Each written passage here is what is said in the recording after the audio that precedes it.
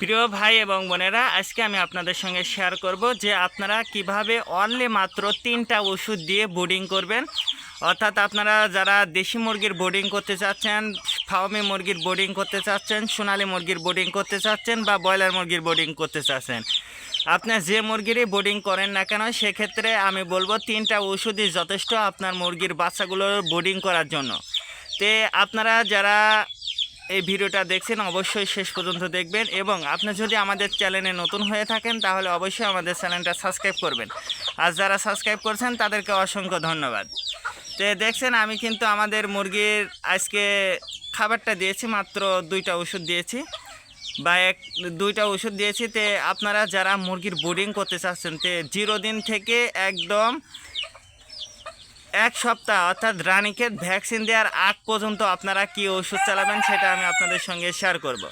তো দেখছেন আমার মুরগিগুলো কিন্তু খাবারটা দিয়েছি। তো এইখানে কি দিয়েছি আপনারা সবাই জানেন, যারা আমার নিয়মিত আমার ভিডিওটা দেখেন তারা কিন্তু সবাই জানেন যে আমি কিন্তু এই মুরগিকে সকালবেলা ভুট্টার গুঁড়া দিই, যেগুলো আমার 1 মাস অতিক্রম করে গেছে যে বাচ্চাগুলো সেই বাচ্চাগুলোকে আমি কিন্তু ভুট্টার গুঁড়াটা খাওয়াই নিয়মিত প্রতিদিন। সেটা কিন্তু বড় মুরগি বা বাচ্চার জন্য সবাই, কিন্তু যেগুলো হচ্ছে আমার একদম 0 বাচ্চা, ব্রিডিং করার বাচ্চা, তো এই বাচ্চাগুলোকে কিন্তু আমি 0 থেকে 30 দিন পর্যন্ত আমি কিন্তু আমার মুরগির বাচ্চাগুলোকে আমি ব্রয়লার মুরগির ফিডটা খেতে দিই।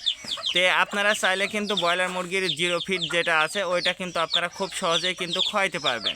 তো যেহেতু আমি আমার মুরগির ব্রিডিং সম্পর্কে আজকে আলোচনা করছি, তে আপনারা যারা ব্রিডিং করবেন তে প্রথম দিন যখন মুরগির বাচ্চাটা, যদি আপনি ব্রয়লার মুরগির বাচ্চার কথা বলেন বা সোনালী মুরগির বাচ্চার কথা বলেন, তে যখন বাচ্চাটা আনবেন, যখন ব্রিডিং করবেন, তে ব্রিডিংয়ের বিষয়ে আরেকটু বলি যে আপনারা যারা ব্রিডিং করবেন অবশ্যই আপনারা ধানের যে তুষ, ওই ধানের তুষ দিয়ে ব্রিডিং করার চেষ্টা করবেন। এবং আপনার মুরগির যে ব্রিডিংটা করবেন যে ধানের তুষ দেবেন, এবং আপনি কিন্তু ওই তুষটা কিন্তু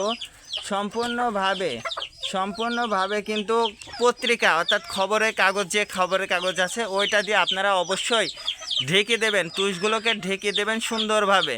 তার কারণ যখন আপনার মুরগির বাচ্চাটা উঠবে তখন কিন্তু রোগ প্রতিরোধ ক্ষমতাটা কিন্তু কম থাকে মুরগির বাচ্চার, আর ওই তুষের মধ্যে যত নোংরা আছে ওইগুলো কিন্তু তারা খেতে থাকবে। এই জন্য অবশ্যই আপনারা সুন্দরভাবে তুষটা ঢেকে দেবেন। তে আপনারা যদি সকালবেলা বাচ্চা আসে অবশ্যই আপনারা রাতে যে পানিটা দেবেন সেটা হচ্ছে এই যে লাইসোভেট।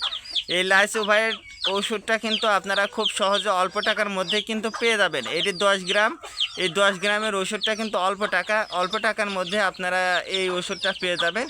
তো এই লাইসোভিটটা আপনার উপকার কি আসবে, অবশ্যই রোগ প্রতিরোধ ক্ষমতাটা বৃদ্ধি করবে।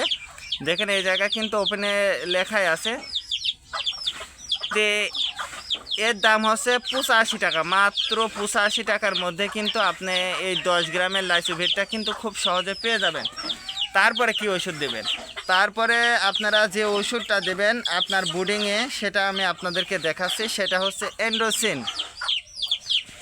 আপনি ব্রয়লার মুরগি, সোনালী মুরগি, ফার্মি মুরগি, লেয়ার মুরগি, দেশি মুরগি, আপনি যে মুরগির খামার বা ব্রিডিং করেন না কেন সেক্ষেত্রে কিন্তু এন্ডোসিনটা কিন্তু লাগবেই। আপনার মুরগি সুস্থ রাখার জন্য এন্ডোসিনের বিকল্প কোনো ওষুধ নেই। অবশ্যই এই এন্ডোসিন ওষুধটা কিন্তু আপনার মুরগিকে দিবেন। সেটা হচ্ছে পরের দিন অর্থাৎ 2য় দিন থেকে কিন্তু এই এন্ডোসিন ওষুধটা দেবেন। আর এই এন্ডোসিনের ওষুধের সঙ্গে আপনারা যে আর একটা ওষুধ দেবেন সেটা হচ্ছে হেমোকোপিয়াস। সকালবেলায় হেমোকোপিয়াস দিবেন, রাতে কিন্তু এন্ডোসিন দিবেন। বা আপনারা এই 2টা আপনার মুরগি 2টা একসঙ্গে হয় সকালে দেবেন না হলে রাত্রে দেবেন। এইটা যদি এইভাবে যদি আপনারা মুরগিটা পালন করতে পারেন দেখবেন যে ইনশাল্লাহ আপনার ব্রিডিংয়ে একটা মুরগির বাচ্চাও মারা যাবে না। এবং আমার এই ভিডিওটা কে কোন জেলা থেকে দেখছেন অবশ্যই কমেন্টের মাধ্যমে জানিয়ে দেবেন, এবং আপনার মুরগির যদি কোনো ধরনের সমস্যা হয়ে থাকে অবশ্যই আমাদেরকে কমেন্টে জানিয়ে দেবেন। ইনশাল্লাহ আমরা আপনার পরামর্শ দেব। আজকে এ পর্যন্ত ভালো থাকবেন। আল্লাহ হাফেজ।